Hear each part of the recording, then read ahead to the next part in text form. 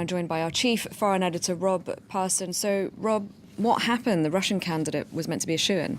Yeah, I mean, it's a bit of a surprise, because certainly in the days before, most people were saying, it looks like Mr. Prokopchuk is going to get the post. The British, for instance, were saying that it's almost a done deal. But clearly, behind the scenes, there was a lot of opposition, and particularly over the last 24 hours or so from the Americans. And that, it seems, may have turned the tide. But bear in mind that it's the Americans who provide most of the financing for Interpol, at least 10% of it. Others, big contributors include Japan, Germany, and France. You know, three countries that weren't particularly sympathetic to the Russian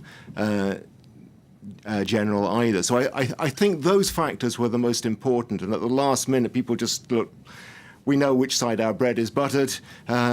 There's so much opposition coming towards the Russian candidate. It's not really worth going after, sticking with the Russian candidate. Plus, I think the Russians may have thought, well, is it really worth making a big issue of this? After all, the president of the Interpol is largely a ceremonial position. The main post is the Secretary General, who's a post occupied by a German, Jürgen Stock, at the moment. His position comes up next year, 2019. Perhaps the Russians are looking ahead to that and thinking, maybe that's the post we should be really going for, because it's rather more influential than the president.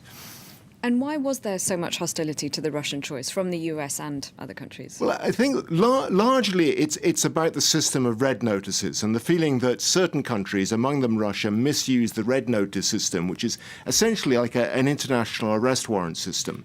So, for instance, if you're in Russia, you want somebody arrested who you say has committed a crime in Russia, you apply via Interpol using a red notice to get that person arrested in another country and then extradited back to your country.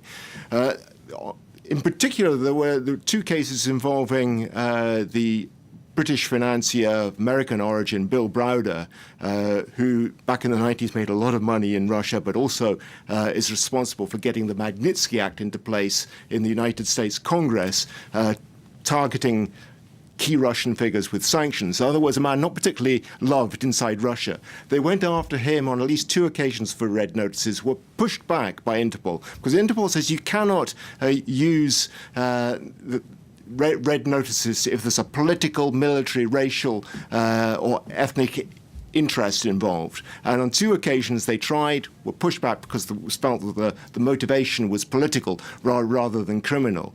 So I think there's this feeling that it would not be good for the image of Interpol to have a country as the president occupying the presidency, when so many other countries around the world regard Russia as what you might call a non-rule of law state, in which the law tends to apply rather less than political influence. Thank you very much, Rob.